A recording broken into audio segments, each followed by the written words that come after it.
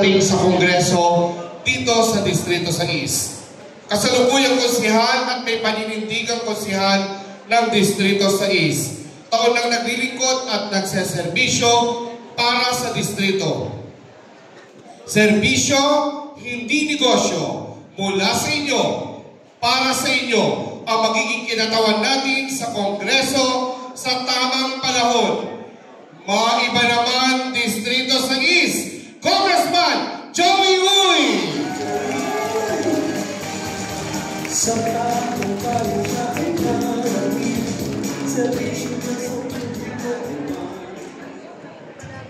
Isang magandang hapon po sa aking mga mami at daddy. Good afternoon.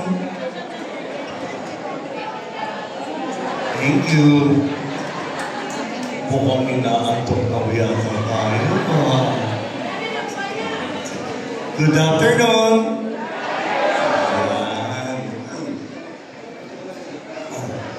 Unang-una po, pahintulutan niyo po dahil nung nakaraang 2004, naalala nyo, hindi pa kilala si Joey Uy.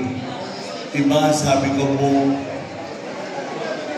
isama niyo po ako sa dasal.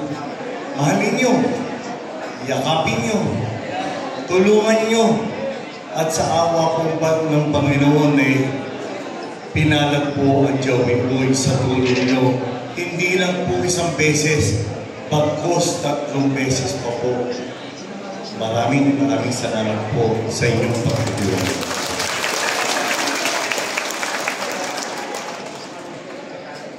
Noong 2013 po, nilapit ko po ang aking panganay na anak, si Christian Joey Uy, para may pagpatuloy po yun ang umpisahan ko. Hindi niyo po ako, kumbaga pinagbigyan niyo po ang hiling ko sa inyo. Tinulungan niyo rin po ang aking anak. Hindi lang po isang beses, pagkos 3 beses pa po. Kaya muli, maraming salamat po sa pagtitiwala niyo sa aking anak. Si Joey Uy po, nakilala niyo po ako na hindi masyadong masalita.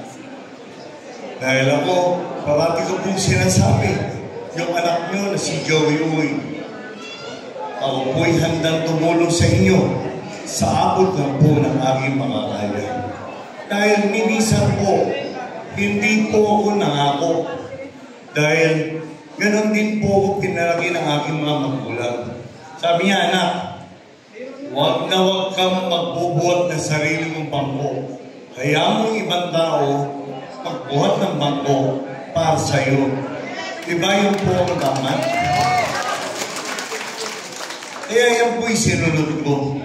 Sabi nga niya kapag tutulong ka, yung tinulong ng kanan kamay mo, hindi dapat makita ng kaliwang kamay. Yung po masabihin ng matanda, hindi po ba?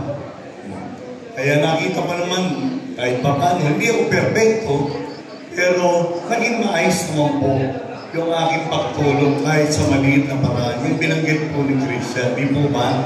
Naramdaman niyo po ba yun? Kahit pa paano, naramdaman niyo. Ngayon po, ako kilala yung pong tahimik lang, pero nag-observa ako. Yung mga nakaraang 6 na taon, parang wala pong nakita. Dahil, alam niyo po ba kung bakit? Dahil pagkatapos po ng eleksyon, noong 2022, ano ba ang ginawa ni Joey Uy? Unang po, gumawa po ako ng batas. Dahil yan po ang trabaho ng konsyal. Ako po, chairman ng Committee of Civil Service, Appointment and Reorganization. Ako po nagre-reorganize ng lahat ng departamento ng lungsod ng Maynila. Lahat ng ospital, Manila Health, Engineering, lahat, pati sa Sheriff's Office, lahat po ng departamento. Lahat naman po ng ginawa kong batas, walang mali. Bakit? Dahil si Joey Uy po, pagka gumagawa po ako ng batas, nagpa-public hearing, yun naayos sa batas. Hindi ko gumagawa ng batas na kung tawagin moro-moro lang. 15 ordinansa po. Yung mga 10 city council, 11 city council na mali na ginawa, inaitama ko. Dahil napapawasan po ng sweldo yung mga empleyado ng City Council Manila. 500 kada isang buwan. Sa loob na isang taon, 7,000. Sa 6 na taon, assuming po 5,000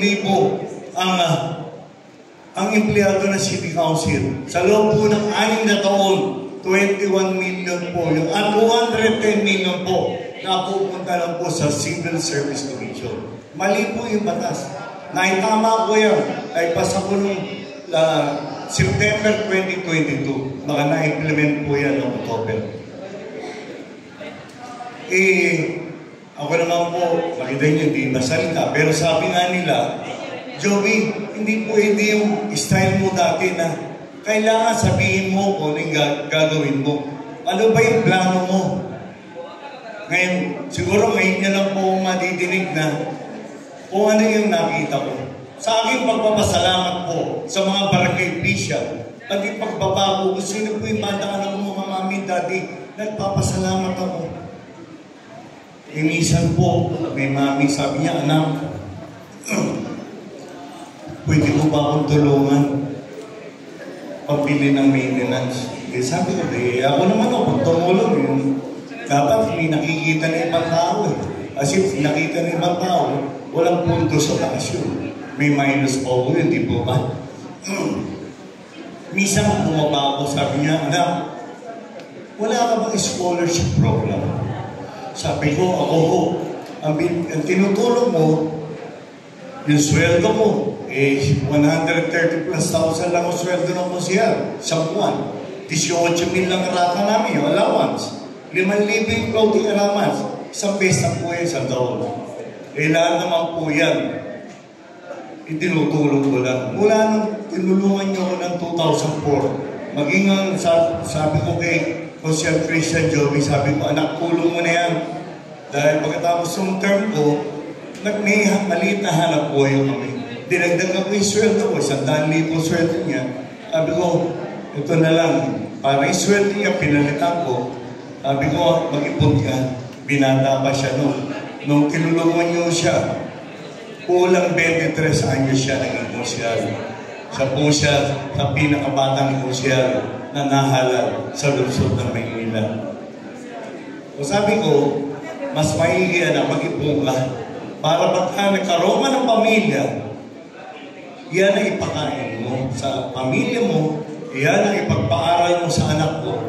Dahil makakatiyak ka na pagka perang pinagpaaral mo sa anak mo, pinakain mo sa pamilya mo, galing sa pinagbanatan ng buto, makakatiyak ka, matino ang anak mo. Diba tama po ba yan? Tama.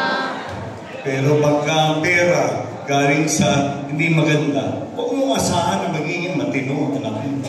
Yung po kasabihin mo tatanda, di po ba? Tama. Babalik ko po. Kayo po ba, naramdaman niyo po ba yung serbisyo ng congressman sa loob po ng 6 na taon? Sino po nakaramdam? Naramdaman niyo po ba? Hindi niyo naramdaman yung 1 bilyon na programa na boto galing sa congressman? Ang dami po nun. 1,000 milyon yun. Sino po ba nakatanggap sa inyo? Tupad, AKAP, AX, ngayon may MAIX pa. Meron po ba? Sino po? Sino po dito? Kayo po, mami. Kayo lang po ang pinagpalang anak ng Panginoon dito. Pinagdaanin po tayo dito eh. Napakaswerte niyo, mami. Okay. Kanina po, ito rin marami. Wala minsan. Yan po, hindi po programa yan. Kahit sino po sa atin dito ang maging congressman, ibibigay niya. Dahil na po ang tawag dyan, dole-out project galing sa national government. Kung ako po'y pala rin, siguro, ang kaya ay binigay ni Joey Uy Kay Joey Uy, may pantay na karapatan. Wala pong palakasan. Kung sino yung dapat makatanggap, yun ang bibigyan ni Joey Uy.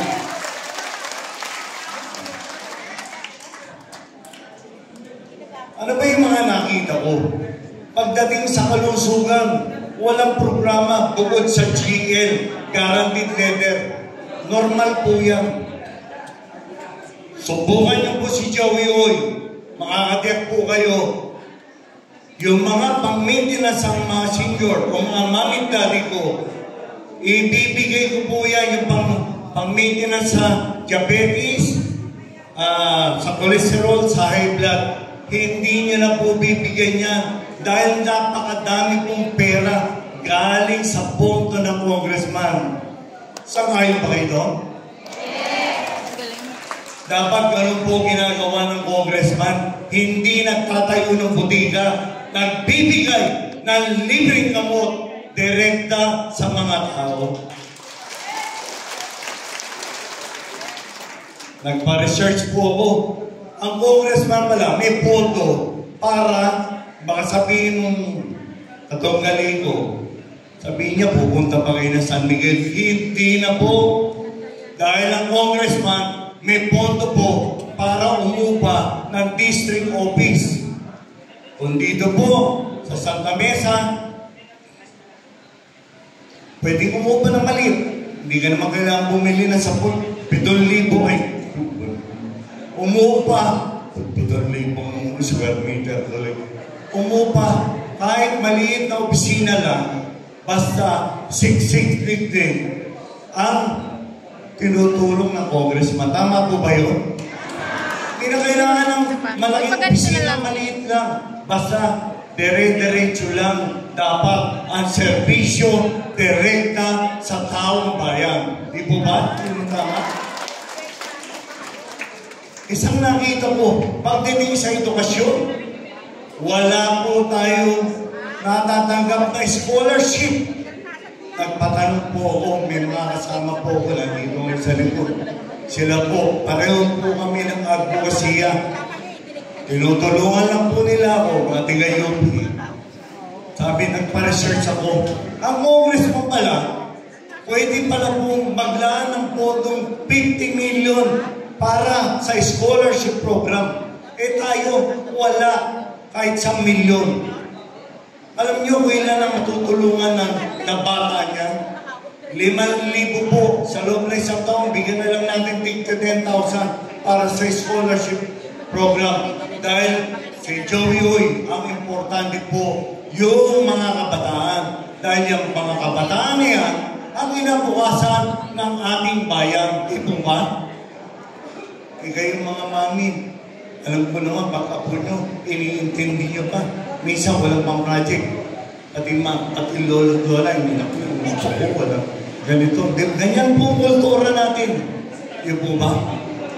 So yan, sa scholarship program ni Joey Uy, kapag nasukit po natin ng tagumpay, may awa pong Panginoon. Wala po tayong pipiliin. Matalino o hindi mo matalino, bibigyan natin ang pagkakataon makatapos sa pag-aaral. Ito naman, nag-usap kami ni Yorme. May mga senior po tayo na gusto po natin.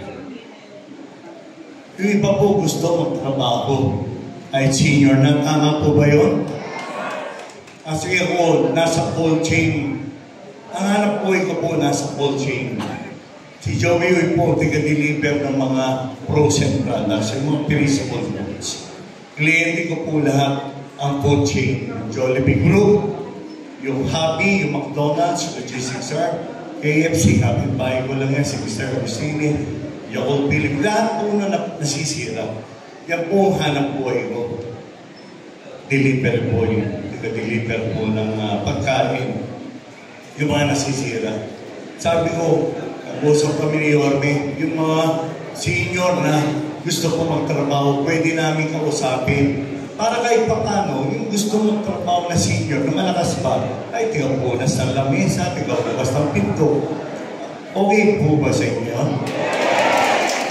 Eh yung congressman natin, Hindi naman iniisip mo ano kapakanan na. Di ba?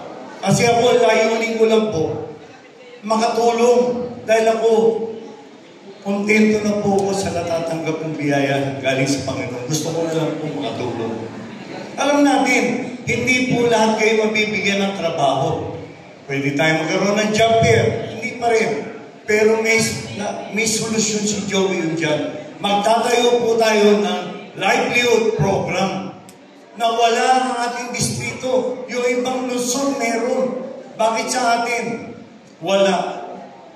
For example, si Daddy, bata pa. Nakita ko, mahilig mag-mekaniko. Kunyari, maraming motor ngayon. Paturuan po natin, mag-mekaniko. Bigyan natin ng puhunan. Ano yung bibigyan natin? Pampili ng mga tools. Katulungan pag-aaralin natin. Si Mami naman, sabi niya, anak, gusto ko rin kumita eh. Ano po? Gusto ko, ayoko naman pumunta sa McDonald's. Magtatayo na lang ako na sari-sari store. Bigyan natin puhunan. Si Mami, Posturiosa, ganda ng kilay. Diretso-diretso, ha? Makakita nyo. Gusto, siyempre, pwede sabihin ako, anak, mahihinig ako yung mga mag-aayos pa. Cosmetology, pag-aralan natin. Bigyan natin ang puhunan, yung mga gamit sa pamparlor, kahit sa bahay, pwede mag-home service. Pero yan po, babantayan po yan ni Joey Uy. Bakit? Dahil ang layunin po ni Joey Uy, hindi lang mabigyan ng hanap buhay. Gusto ko po, umunlad tayo mga ika-anim na distrito ng Maynila. Tama po ba yun? At isa pa, bibigyan natin incentives. Kunyari, nabigyan natin 15,000 si Daddy. Pagdating ng 6 na buwan, naging 20,000. Si Mami, nabigyan natin ng 15,000. Nagtinda, naging 23,000. Maganda. Si Mami naman, bigyan natin ng 15,000. 25,000 na. Sabi ko, nung in-inventory namin, naging 12,000. Mami, ano nangyari? Naku, anak, alam mo naman kasi, nag-birthday yung apo ko, 7 taon. Siyempre, alam mo naman kasi yan ang bata, anak eh. Inano ko sa Jollibee. Makikita ngayon ni Mami, si Mami, nagtinda ng grocery, bibigyan natin 2 sakong bigas. Bakit? Bibigyan natin incentive. Nagtinda ka ng bigas, pandagdag na paninda. Daddy naman, kumita, bibigyan ko, natutunan ko ni Ma'am, ay ito po yung, kunyari, 2,000 halaga o 3,000. Mga langis, oil filter, fuel filter. Bakit gagawin ni Joey yun? Dahil para ma-encourage po, ma-enganyo, lahat ng bibigyan natin ng livelihood program na umunlad. Dahil ako, baka may incentive. Gusto kong palaguin. Diba? May kasabihan na pagka mahabang maiksi ang kubot, matuto tayong malugto. Pagka nakasanayan na po natin yan, magiging ugali na natin. Lahat po tayo may pag-asa pumaseso sa ika-6 na distrito na Maynila. Tama po ba yun? Nakikita ko, isang pamilya lang ang umaasenso sa ika-6 na distrito ng Maynila. Tama po ba yun? Kaya nga yan po yung aking nakikita. Tapos, ano pa ba?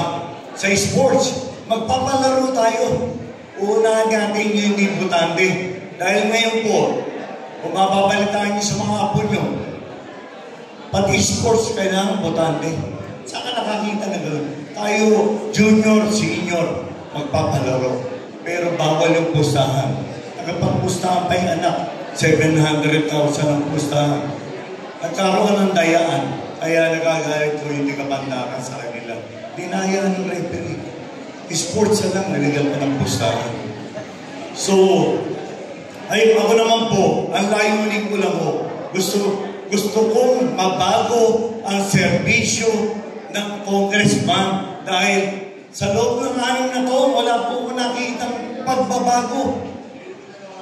Subukan niyo po si Joey Uy. Gagawin ko po lahat sa abot ng aking makakaya na kahit papano kahit pa konti-konti, mapagaan natin ang kabuhayan ng bawat pamilya. Tama po ba yun? Ayaw po ba kayo doon? Parang hindi ko yata kayo sumasama kayo. Sangayon po ba kayo? Kaya ako naman po, yan ang po gusto kong layunin. Tutulungan niyo po ba ang Your Miss Choice? Lalo-lalo na po, dito po sa Santa Mesa at dyan po sa Bacood, dyan po sa Mag-isip. Sangayon kayo sa Your Miss Choice? Nakakayos ang pagod. Alam nyo, 4 oras ang tulog ko kahapon, 5 oras, kaya kanina. Nakadalawang kape na ako, inaantok ako. Pero talagang kailangan mo. Dahil dapat ang congressman marunong pong makinig sa taong bayan. Dahil ako, bumababaho kami. Kami yung mga kandidato ng congressman ng Your Miss Choice. Bumababa kami. Ngayon, kami pa lang ho. Nakikipag-ugnayan kami direkta sa taong bayan. Kaya nalalaman po namin kung ano problema ng taong bayan. Diyan po sa Bacood, nag-ugnayan kami. Pagkaulan, natatakot sila. Bakit? Sabi ko, tinanong ko bakit? Kasi nga ho, yung bilog na drainage, isa nga, pasal ako dyan Yung bilog, ginawa ko talaga minsan nga, parami nakaputi ang Joey Kasi yung puti sign ng purity, kalinisan. Siyempre, pagka maputik na kayo, gaganong-ganon ko. Siyempre, matutumihan ko. Tinanong ko yung gumagawa, Sir, ano ba ginagawa niyo dyan? Sabi niya, ginagawa ko namin kwadrado, hindi naman ako kilala si Joey. Kwadrado yung drainage. Sabi ko, ano po yan? Ano ba dati? Dati yung bilog ginagawa ko kwadrado. Nung ginawang kwadrado, tagulan. Dahil lahat itong hinukay na putik na doon. Pinagtanggol ko pa nga Sabi ko, baka naman tinanggal yung putik bago sinaran. Kung tinanggal, sabi niya, anak, kung tinanggal yung putik hindi ngayon nagbabaha. Ganon din po sa Santa Ana proper. Nakipag-ugnayan ako. Yung dating bilog na matino, ginawang kwadrado, dating hindi binabaha, ngayon binabaha. Yung ba gusto nyo ginagawa ng congressman?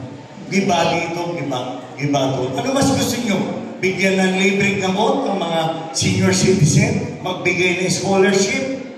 Magbigay ng livelihood? O gumiba ng mga matitinong karsada? Ano po wala tama? Mas maganda po yung idea ni Joey Oy. Kay Joey Oy po, kapag dapat kukunin natin. Pag hindi. Sino po ba nakatanggap ng bigas sa inyo? Nung nakaraang September, may nakumpis na bigas po sa Bulacan yung mga smuggle. 150,000+. Pinagawa ko ni President BBM, hinati sa 25 kilos. Dito po sa 6th District, nagbigay po ng 10,000. Alam po yan ni Consiel Elmer Parco, Consiel Lubiloso. Dapat kasama kami. Hindi po pumunta si Presidente sa si Speaker. Sinolo niya na lang. Ang masakit po, may financial assistance. Hindi mo makukuha. Sabi nung iba, 2,500 daw, 3,000. 2,000 daw yung financial assistance. Hindi mo makukuha yung 2,000 na hindi mo mabayaran 1,000 yung bigas. Libre po yung bigas Yan yung Pamalakaya Rice Program. Dapat binibigay lang sa tao. Pinabayaran na. Tama po ba? Sa Bacood, dyan po sa Paraiso. Yung ba tama? Mali, di ba? Sa atin po, baka may programa pong gobyerno para bigyan lahat ng bigas, lahat po makakatanggap. Walang palakasan kay Joey Oy. Lahat makakatanggap po. Doon mo sa kanya kung sino malakas sa kanya. Dapat may kapalit na boto. Sa akin pagpaumayin nyo sa atin, tinulungan si Joey o hindi. Kapag ka sa taong bayan, ibibigay natin atin man o hindi. Sa ngayon ba kayo doon? Dahil yung po, tama. Kaya ako po'y maglalambing sa iyo ulit. Ako po'y kakatok ulit sa iyong mga puso. Sana po, tulungan po natin, i-straight natin ang Yorme's Choice. Approve pa kayo? Ibalik natin si Yorme's Moreno. Approve? Si Vice Mayor Chia Tiesa. Approve? Okay niyo bang gawin Congressman si Joey Hoy? At tulungan niyo po lahat ng aking mga konsyal. Tulungan po natin ang lineup ng Yorme's Choice. Konsyal Volker Castañeda. Konsyal Lou Piloso. Konsyal Doc Mercado. Konsyal Elmer Pa. Konsyal Kid Parasigan.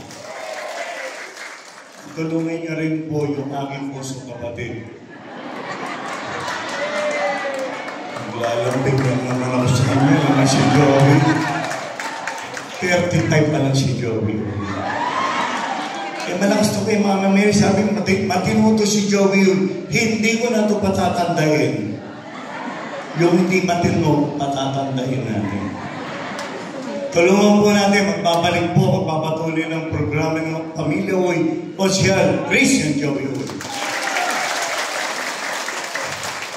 At paintulutan niyo rin po kung mapagpasalamat sa pagtitiwalang binigay niyo kay Joey Uy o sa Pamilya Uy. Ang pwede kong may malaki o isinukli ko sa inyo mula po ng 2004, June 30, 12 noon, hanggang pangkasalukuyan sa loob po ng halos 21 taon. Ang pwede ko may pagmalaki po sa inyo kahit papano. Ang inyong anak na si Joey Hoy, ni minsan po, hindi po nasangkot sa anumang katiwalian. Yan po ang sinukli ko sa inyo. At makakatiyak po ulit kayo na susuklihan po ulit ng isang matapat at dire-diretso pagsaserbisyo sa abot po ng aking mga kaya. Muli, maraming salamat po sa inyo lahat at isang magandang hapon po. Manila, God first! Maraming salamat po at tulungan po natin maiba naman Distrito 6